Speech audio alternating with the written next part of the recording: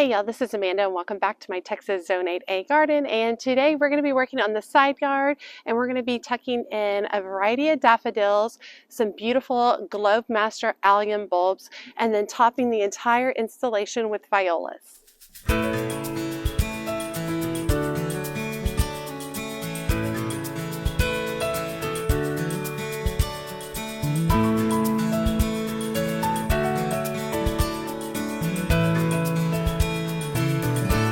Okay, it's cold. It's definitely cold here now. We've already had 2 freezes and we're expecting an Arctic blast in a couple of days where we're going to drop down into the 20s. It's going to be really cold, abnormally cold for this time of year this is North Texas Zone 8A.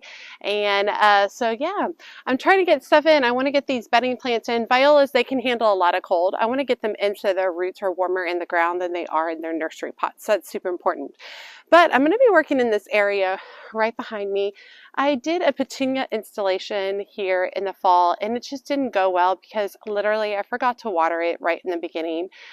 And then so a lot of them died back and then they had to regrow from almost nothing from the roots, and so I just didn't take care of it very well. But we're going to go ahead and pull up the petunias now, and I'm going to be first of all laying out a bag of daffodils. Now this is a mixed variety of daffodils. From Home Depot. It's 35 daffodils for $20. These are full sun to partial shade. The height ranges from 14 to 20 inches, and these are deer and critter resistant, and these are bulbs that naturalize really well. And I see several varieties in here. They're not going to list out the varieties in here, but I will say in the photo, it's a lot of traditional. It's a lot of traditional white with a yellow cup, yellow petals, yellow cup, and the yellow leaves, yellow petals with an orange cup. So right around a lot of the traditional blooms. The bulbs are nice and large. I checked them before I bought them to make sure nothing felt squishy or not good.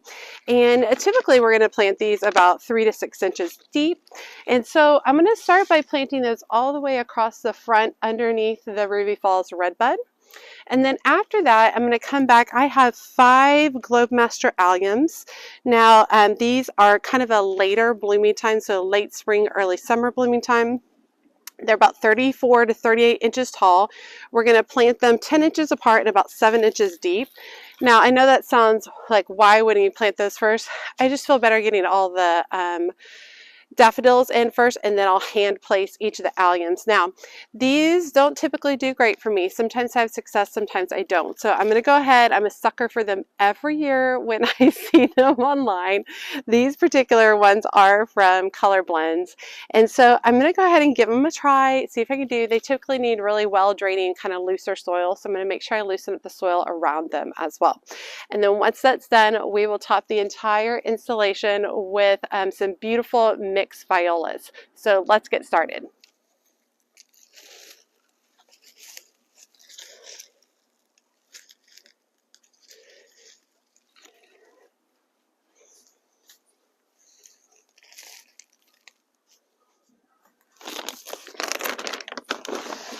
Okay, I'm going to start by adding plant tone across this whole area.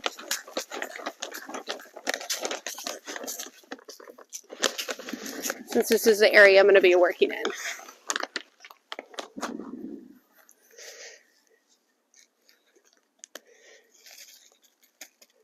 Now is a really good time to pull up some of the grass since we've had so much rain as of late. Okay, so next thing I'm going to do is take my daffodil bulbs, and it was 35 of them for $20. And these need to be planted about 3 to 6 inches deep. So I'm just going to go ahead and dump all of them out like this. And then I'm just going to spread them out. I'm going to keep them a little bit more towards the edge. Okay, so I'm tossing these out just very naturally and randomly. Nothing too intense or perfect. Keeping them more towards the front edge of the bed. Okay. Okay, so when you're planting a bulb, you're going to start with the pointy end up, and then this one where it kind of is flat and rough and may or may not have roots, that's going to go down. I love using a hori-hori knife for this because I can just rock in the hori-hori knife and then I can just push the bulb down into place. Like I said, these are 3 to 6 inches deep, so they're super easy to just pop into place, no big deal. You can put a couple in each hole, you can put singles in each hole, whatever kind of works best for you. I want it to look a little bit more natural over here. So I don't have them perfectly spaced out. But let me get this knocked out and then we'll place the alliums and talk a little bit about alliums. Now, I've had a lot of people ask me, don't you have issues with squirrels pulling these up and having a buffet? And you know, I'm in a new build area. We don't have a lot of mature trees or anything like that. And so, no, I don't have a lot of squirrels running around here. It's not typically an issue for me. But if you do have issues with squirrels when you're planting your bulbs, you can also tack down some chicken wire over the top of your bulbs and then overlay it with mulch, and that will protect the bulbs from being dug up by the squirrels. I've also heard of people having some other natural deterrents like cayenne pepper and stuff, but you have to reapply that as you get rain and snow and things like that. So you might just consider doing the chicken wire across the top and then overlaying it with mulch works really well. Okay, so let's talk a little bit about the alliums. These are Globe Masters from Color Blends, and these are large scale bulbs. Alliums are part of kind of the onion family. Alliums, garlics, leeks, things like that. And they can do well in our area. They have to have moist, well-draining soil. They don't want to be all the time really wet or anything like that. So something that drains well. Soil needs to be a little bit looser. So when I dig the holes, I'm going to loosen the soil around it. Now these say to bury them about 7 inches deep. Because of ours, these do need to get a little bit cold. I'm going to bury them about 5 inches deep, a little bit closer to the surface. I've heard that helps out, but this will be an experiment for all of us so we can see what ends up happening. And so I thought about that I was going to space them all. What I think I'm actually going to do is I think I'm going to do a grouping of 3 over here and then 2 over there. I think that'll be more fun instead of having them directly in front of the tree. I think that'll be really interesting. When you plant alliums, they look like giant garlic cloves. So the flat, rough side at the bottom is going to go down and this kind of pointier side is going to go up. Alliums are heavy feeders. You don't have to feed them right this moment. If you feed them right this moment, they'll encourage growth. We're not wanting a lot of like green growth. We're wanting them to start developing roots and then not show up until spring. But definitely once spring hits, you can start fertilizing them with the liquid fertilizer on a regular basis. You can also come through with a granulated fertilizer if you wish as well. But let's go ahead and get these planted. I would love for them to work out. I don't know. I feel like it's kind of a crapshoot with this particular variety of allium. I do have another video about 2 different other varieties of alliums that'll be coming out in a week or so and getting those planted. And they are more surefire alliums for our particular area for Zone 8A in Texas.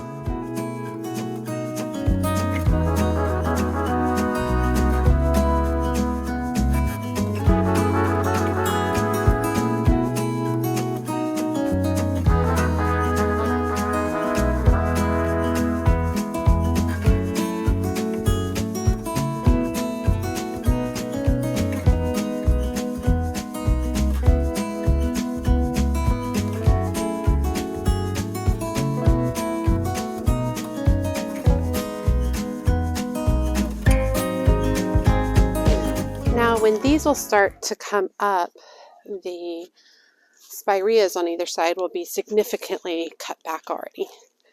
Their blooming cycle is much earlier than these alliums. Oh my gosh, look at all these worms. Look at all those guys. Ah, so many. Go over there, dude. It'll be interesting to see how these do. I don't know.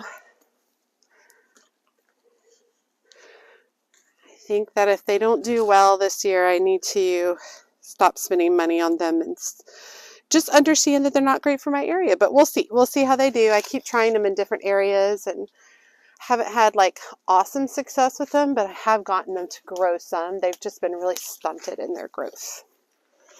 So the last thing I'm going to do is I'm going to spread out these violas. And I have a few of the penny blue violas left over from a different project. So I want to go ahead and lay a few of them out. Violas will deal with this cold weather really well.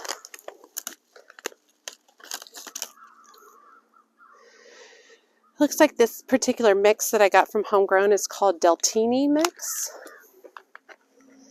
This has a wide variety of colors in it. I don't typically do a mix. I just really thought this was pretty. I like the yellows, blues, violets. And I wanted a lot of color over here.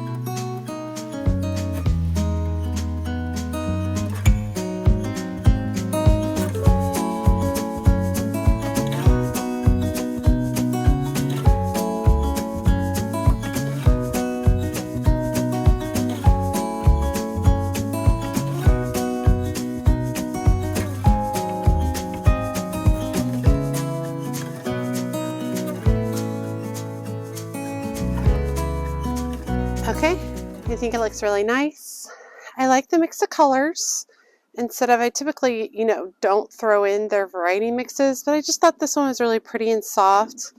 It had a bunch of different varieties mixed in, which I thought were super pretty. I just thought it was a fun mix. So I went ahead and went, it's called Deltini mix, and these are from Homegrown in Farmersville.